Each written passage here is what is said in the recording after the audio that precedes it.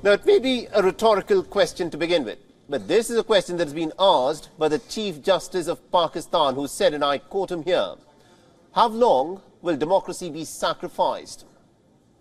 Now, we're asking a similar question tonight in this edition of Fine Print. The 9th of May violence was almost unprecedented, even by the standards of Pakistani politics. There are details of new incidents that are unraveling even 2 weeks later. And as expected, the Pakistani army is striking back.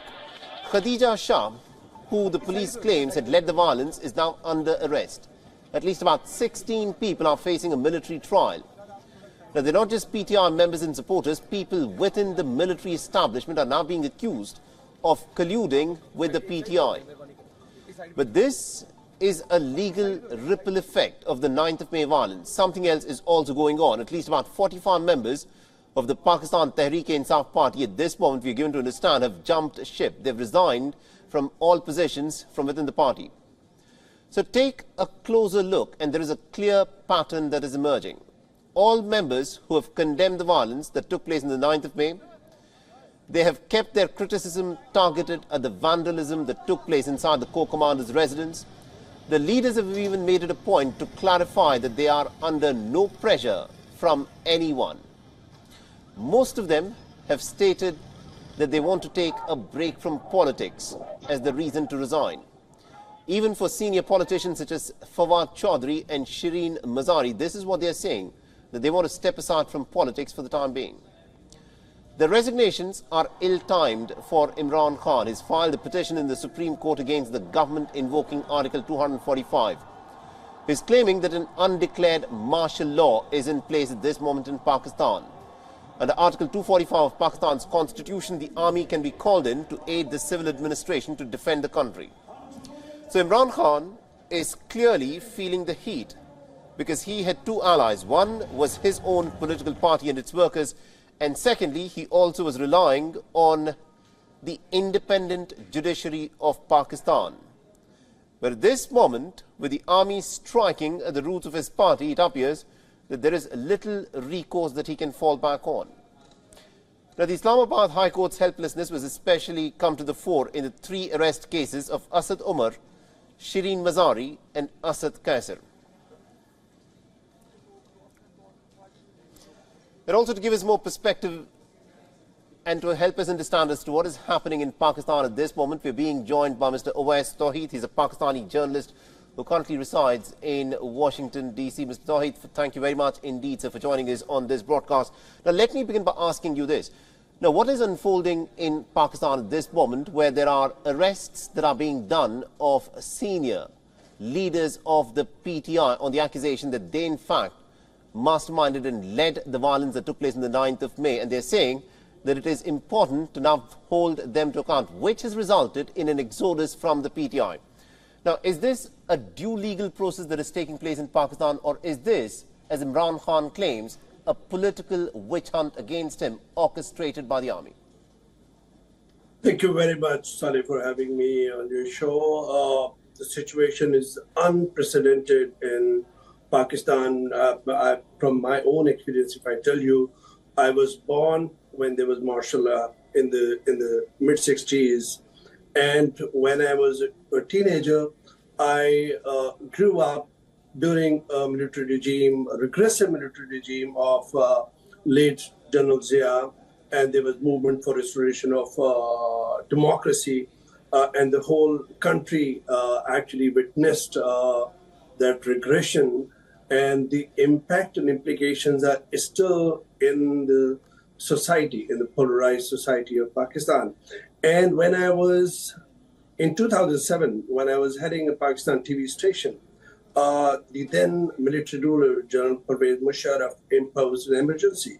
So you can very well imagine, and I mean, it's like dark images, which in my mind.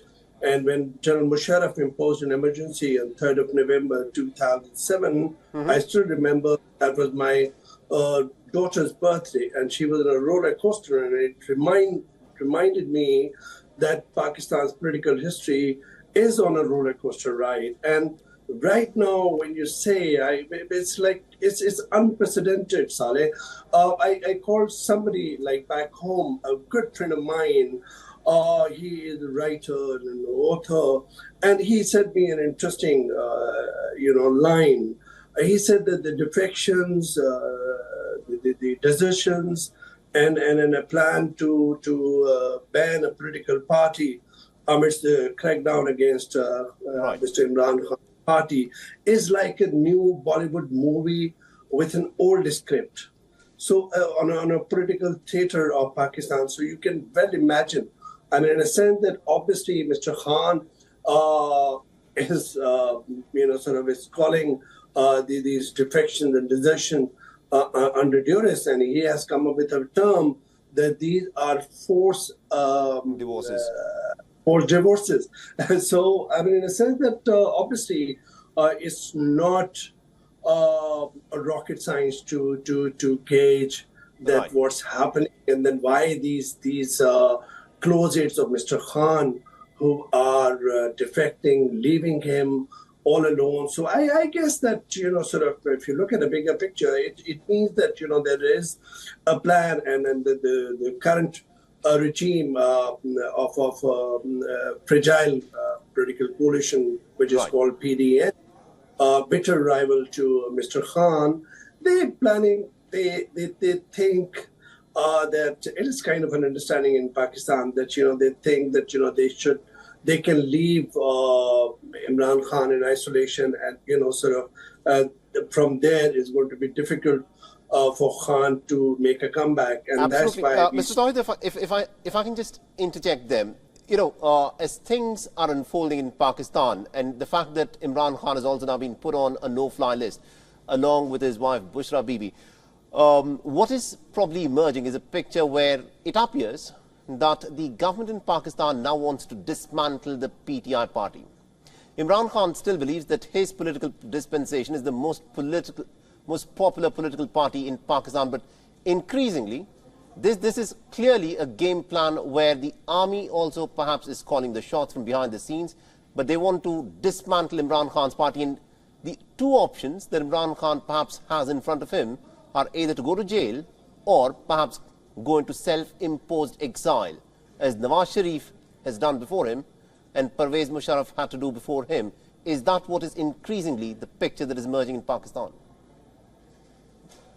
Saleh, to some extent, yes. I mean, in the sense that it seems another tactic or another arm twisting of Mr. Khan when, interior ministry of the current regime placed him on and along with his wife Bushra Bibi on no-fly list, which means that, hey, that, sort of you be inside your house, be in Pakistan, you can't leave the country.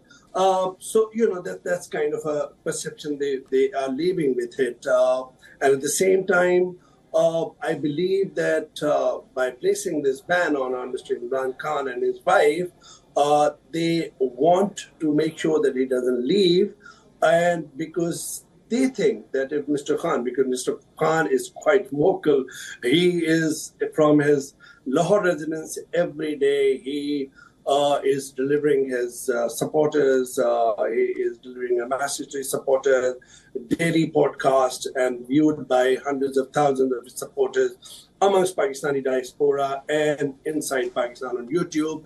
His addresses not televised on Pakistan's mainstream or main TV channels. So yes, it seems so. But unfortunately, the current regime, which was critical to Pakistan's military establishment when they were in opposition, now they are seen as like some kind of an extension of the military establishment scheme. So, which is actually unfortunate, and that's what happened with Mr. Imran Khan's case when he was in power.